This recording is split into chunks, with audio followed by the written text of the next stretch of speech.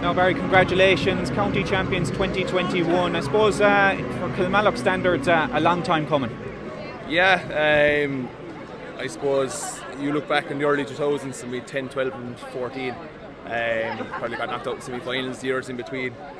And I think the narrative around the squad was we were kind of an Asian squad, we were coming to the end of our cycle, and so the underage probably wasn't coming through, but I look at the start of the year, I think Tony's Tony. Tony is like he's a residential Kilmallock man now at this stage, after everything he's been through with the club, and he just brought the standards back up.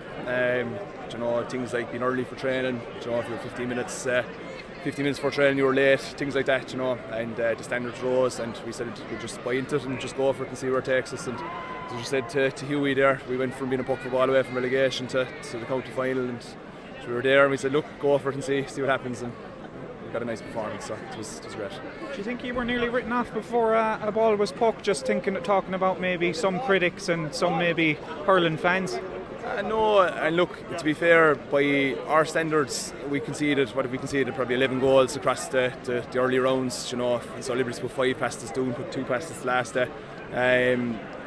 I think as I said, using the word again, narrative, I think the narrative around us, it was fair, because we probably weren't performing to the standards we set ourselves, and to be fair to Patrick Swell, what a team. They beat the reigning county champions. The players have been the standard setters in Limerick for the last God knows how many years now at this stage, so I don't know where they favourites coming into the game, but they're rightly so, because they put a massive performance in and dug it out of the bag against the champions. So but it was, look, for us, it was all about us and getting performance today, and we did, thankfully. So yeah, you seem to always be able to kind of just keep your noses in front in a really tight game. Obviously Oisín O'Reilly as well, popping up with a fantastic goal. He's been one of the men of the season for you.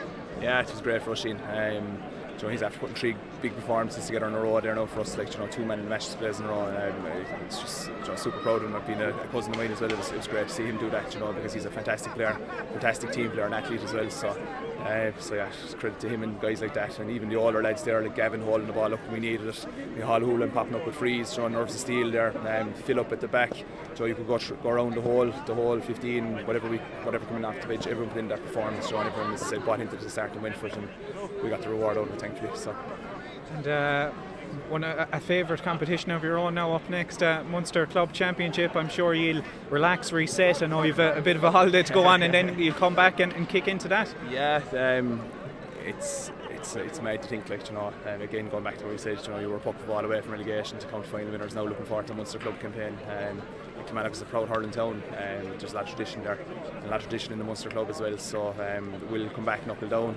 I'm full sure Tony will bring us back down to reality later on in the week, and especially the lads that are going away to Barbados if we're not back Tuesday night, I'd say, but no, we'll enjoy the break first, but really looking forward to the Munster Club now. It's going to be a great campaign, and look, again, like today, we'll see where it takes us.